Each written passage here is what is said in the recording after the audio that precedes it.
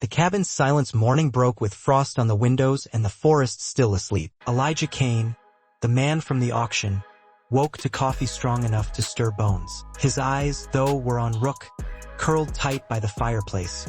One eye cracked open, always watching. Healing wasn't a sprint. Rook wasn't ready. Elijah set out food, chicken, rice, broth, but Rook wouldn't eat unless Elijah sat close. Each bite was cautious, pauses frequent, as if braced for a blow. Days passed. Rook's limp lingered. On the third afternoon, Elijah brushed Rook's matted fur. A single stroke near the hind leg triggered a snarl, not aggression but terror.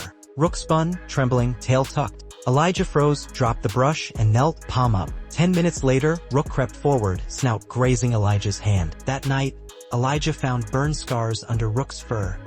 Deliberate, precise. His breath caught. Anger flared, then guilt. He pulled a journal from under his bed, writing fast, fragmented, names, places, regrets. Rook whimpered in his sleep, trapped in nightmares. Elijah whispered, "You're not there anymore." The fire burned low, but the questions smoldered hotter. Scars and patterns days turned heavier in the cabin. Rook's habits revealed scars beyond the physical. A rattling chain sent him cowering.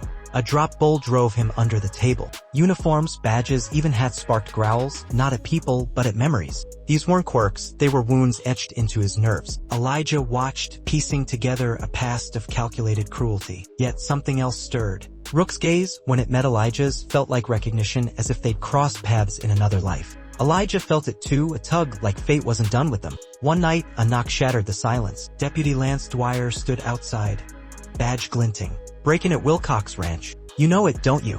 Elijah's jaw tightened. Rook stepped between them, ears back, tense at the name Wilcox. Dwyer left a card and vanished. Elijah locked the door, chain and bolt. Later, in the shed, he uncovered a crate, an army patch, a photo of a younger Elijah with another shepherd, and papers tied to Wilcox. Rook watched, unblinking, as if he knew the crate's weight before Elijah did. The past knocks, Elijah didn't sleep. The crate's contents sprawled across the table.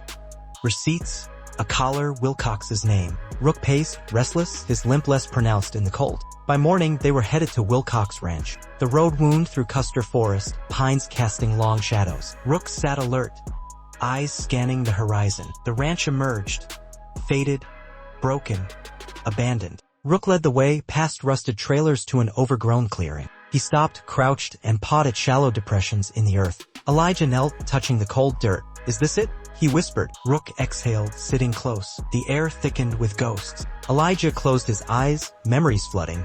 Odd jobs, locked barns, sounds he'd ignored. Guilt wasn't just regret. It was complicity. As they left, a shadow moved near the barn. Rook growled, halting Elijah. Someone had watched. In the truck, Elijah scrawled 3 words, "It's not over." The silence back home buzzed with purpose. They weren't just survivors now. They were bound to a truth that wouldn't stay buried. The vet's revelation. Elijah drove to Bozeman, Rook beside him, the truck groaning over gravel. The vet clinic was a risk. Alina Merrick wasn't just a vet. She was a past Elijah had sidestepped. Her eyes locked on Rook the moment they entered. No greetings, just focus. In the exam room, Rook stayed calm as Alina checked him. Then she froze, parting his fur. "These aren't accidents," she said. "Burns, shock prods." Elijah's hands clenched. A skin revealed a chip, pulling records from a defunct Yellowstone County facility. The name hit like a blade, Everett Rohr. Elijah knew it, Rohr, the shadow behind auctions, the man he'd once worked for. Rook's gaze met his, unflinching, as if saying, "You knew." Alina kept the scan, her voice tight. "Don't erase it," Elijah said, leaving. Outside, he whispered to Rook a promise. This wasn't just about saving a dog anymore. It was about stopping a cycle no soul should endure. The wind howled, carrying their resolve forward. Unraveling truth back at the cabin, Rohr's name haunted Elijah. He hadn't just worked for him. He'd seen the cages, heard the screams, and walked away. Now Rook, a living reminder, slept fitfully by the fire. Elijah pulled out old IDs, photos, a paycheck stub with Rohr's name. Proof not for courts, but for his soul. He called Dwyer, voice clipped. They met at a Bozeman cafe. Elijah laid out the truth, his time under Rohr, the locked sheds, the dogs that vanished. He showed the Chips photo, Rook scarred in a numbered cage. Dwyer's face cracked. "You bought him." Elijah nodded. "I can find Rohr," he said. Dwyer warned against recklessness, but Elijah's smile was grim. Too late. At home, Rook waited by the door, ready. They weren't healing now, they were hunting. The cabin's silence wasn't peace. It was a loaded chamber, and the next move would fire. The reckoning begins. Elijah packed light.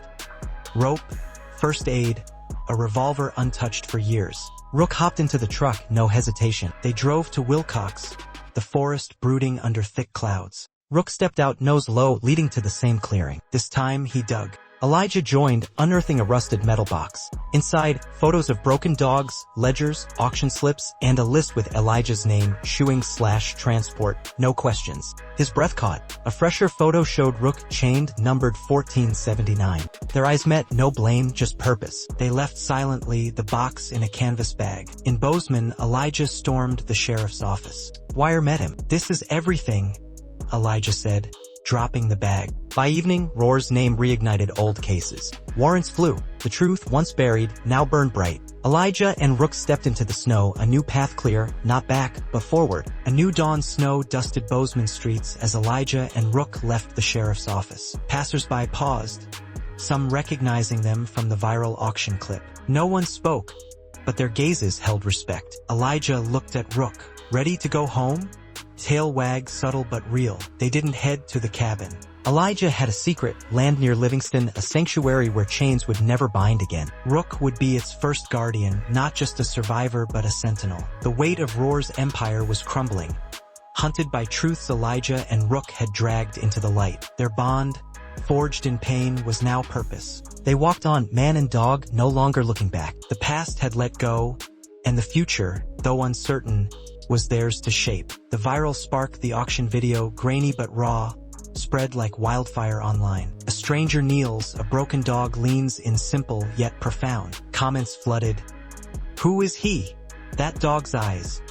Viewers from across the globe shared their locations, drawn to the quiet power of that moment. But the clip didn't show the scars, the burns, or the crate Elijah later unearthed. It didn't show Rook's nightmares or Elijah's guilt. It was just the spark, the raised hand that started it all. Back in the cabin, Elijah ignored the buzz. His focus was Rook, whose limp eased slightly, whose eyes softened when Elijah spoke. The world saw a story, they lived its weight. Each step forward, each shared silence, built something stronger than viral fame, a bond that could carry them through whatever came next.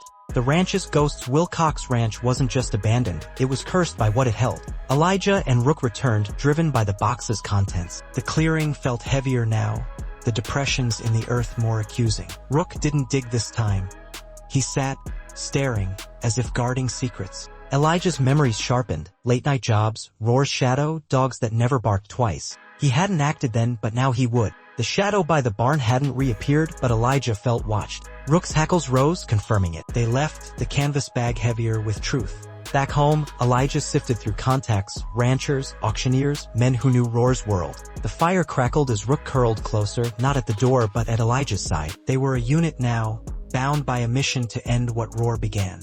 Alina's warning. Alina's clinic stayed vivid in Elijah's mind. Her words, "He's trained to survive," something echoed as he traced Rook's scars. The chip's data, Roar's name, tied it all to Yellowstone County's dark underbelly. Alina had seen it before, dogs broken for profit, for fights, for silence. She'd warned Elijah, "This doesn't end with one dog." He knew she was right. Roar's network wasn't just one man, it was a system, and Elijah had once been a cog. Now with Rook, he was dismantling it. He kept her scanned, the photo, the proof. Each night, he wrote in his journal, not for others but to unburden his soul. Rook slept closer now, his whimpers rarer. The cabin wasn't just a refuge, it was a war room, and their fight was just beginning. Dwyer's packed deputy. Dwyer wasn't a friend, but he was a tether to justice. Their cafe meeting sealed it. Elijah's evidence, the box, the photo, was enough to move mountains. Dwyer didn't ask for heroics, he asked for precision. Find Roar, but don't play cowboy. Elijah's grin was sharp.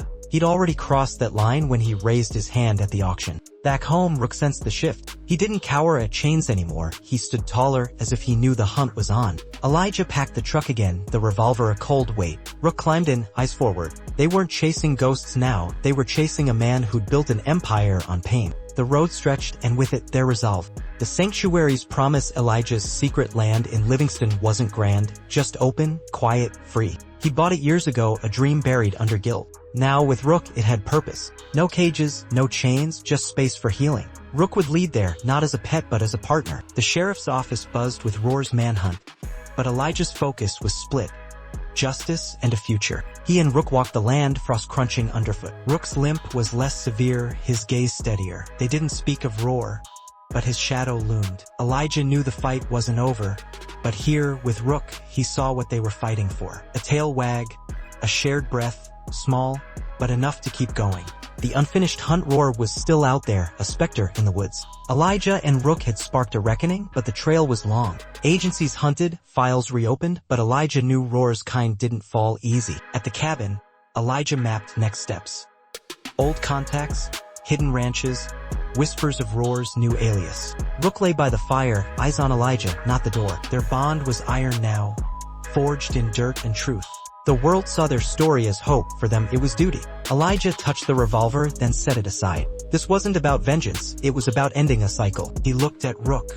We'll finish this. A low huff, almost agreement. They stepped into the snow, ready for whatever the hunt demanded. Together.